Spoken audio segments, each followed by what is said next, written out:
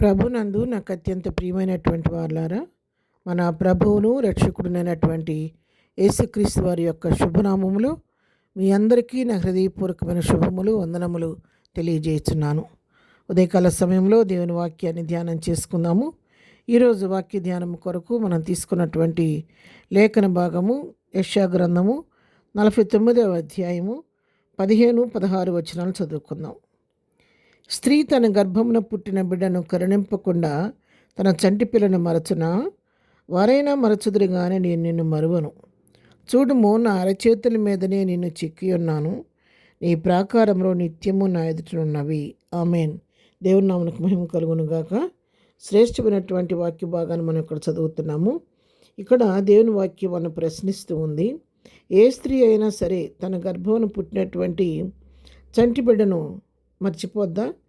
కరుణించకుండా, కనికరం చూపించకుండా, చంటి బిడ్డకి పాలివ్వకుండా, ఏమాత్రం చూపించుకోకుండా తన హృదయాన్ని కఠినపరుచుకుంటుందా అని వాక్యం ప్రశ్నిస్తుంది.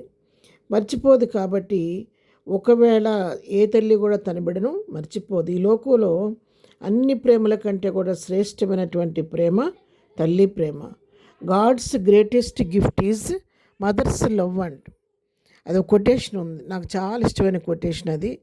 మరి God's greatest gift is mother's love. దేవుడు మనకి ఇచ్చినటువంటి గొప్ప బహుమానం ఏంటంటే తల్లి ప్రేమ. తల్లి ప్రేమను మించిన ప్రేమ ఈ లోకంలో ఎక్కడ కూడా మనకు దొరకదు.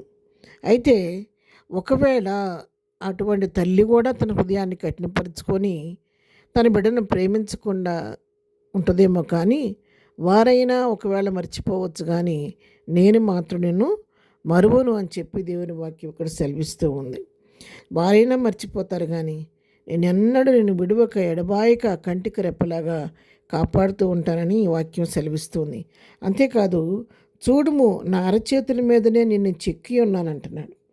ఆయన అరచేతిలో నన్ను చెక్కుకున్నాడంట. ఆయనతోనే మనం ఉన్నాం. ఆయన అరచేతిలో ఉన్న ఆయన చేతి చూసిన ప్రతిసారి నీ ముఖాన్ని నా ముఖాన్ని ప్రభు చూస్తూ ఉన్నాడు. ఉదాహరణకి మరి ఇప్పుడు మనం చాలామంది గోరింటాకు పెట్టుకుంటారు కదా. మెహందీ పెట్టుకున్నప్పుడు అరిచేతి మీద రకరకాల డిజైన్స్తో మెహందీ పెట్టుకున్నప్పుడు ఆ మెహందీ అది మనతోనే ఉంటుందా, ఎక్కడికైనా వెళుతుందా? ఎక్కడికి వెళ్ళదు కదా. మనం ఎక్కడికి వెళితే అక్కడికి అది మనతోనే వస్తుంది, మన చేతి మీదే ఉంటుంది. మనం ఎక్కడ కూర్చున్నా అర్ధరాత్రి అయినా అపరాత్రి అయినా కూడా ఆ చేతిని మనం చూస్తే ఆ చేతి మీద ఆ మెహందీ మనకు కనబడుతూ ఉంటుంది. అది ఎక్కడ తీసివేయడానికి వీల్లేదన్నమాట. అదన్నా కొంతకాలానికి క్రమక్రమంగా అది తొలగిపోద్దేమో, కానీ దేవుడు అంట తన అరచేతులు నన్ను చెక్కున్నాడు, ముద్రించుకున్నాడంట.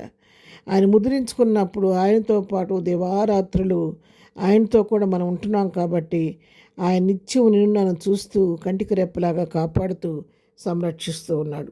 ఆయన విధంగా సంరక్షిస్తూ కాపాడబట్టే మనకెదురవుతున్న అన్ని పరిస్థితుల నుంచి మనం తప్పించబడి ఇంతవరకు క్షేమంగా ఉండగలుగుతున్నాం. పిడారా, తల్లి ప్రేమను గురించి ఎంత ఉన్నతంగా ఇక్కడ వాక్యం సెలవిస్తూ ఉంది. అయితే ప్రస్తుత దినాల్లో విచారకరమైన సంగతి ఏంటంటే తల్లి ప్రేమలో కూడా కొంత కలుషితం అనేది ఏర్పడిపోతూ ఉంది. కొందరు తల్లులు వారు అక్రమ సంతానాన్ని సంపాదించుకొని క్షణికావేశానికి లోనైపోయి మరి వారి తొందరపాటు వలన బిడ్డలను కానీ ఆ బిడ్డ తన జీవితానికి అడ్డుగా ఉంటుందనో, లేకపోతే సమాజంలో తనకి విలువ లేకుండా పోద్దనో మరి నిర్దాక్షిణ్యంగా కన్నబిడ్డను తీసుకొని వెళ్ళి మరి చెత్త కుప్పల్లోనూ మరి ముళ్ళ పొదల్లోనూ పడేసి వెళ్ళిపోతూ ఉన్నారు.